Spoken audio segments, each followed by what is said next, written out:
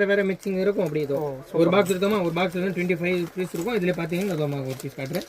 Okay, இது ஒரு variety வந்துச்சு, இது ஒரு வெரைட்டி, இது ஒரு வெரைட்டி. அப்படியே கலந்து வந்துருது. இது வந்து சாம்பிள் பீஸ் காட்டுறோம். ஓகே, இந்த மாதிரி இல்ல கலர் சூப்பர்மா.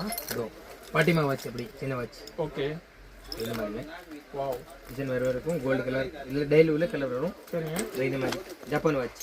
ஓகேண்ணா, இந்த மாதிரி இல்ல இதுல கலர். ஆமா, கலர் ஒரு பீஸ் பேக்கிங் இருக்கும். கலர் வந்து வேற வேற இருக்கும்.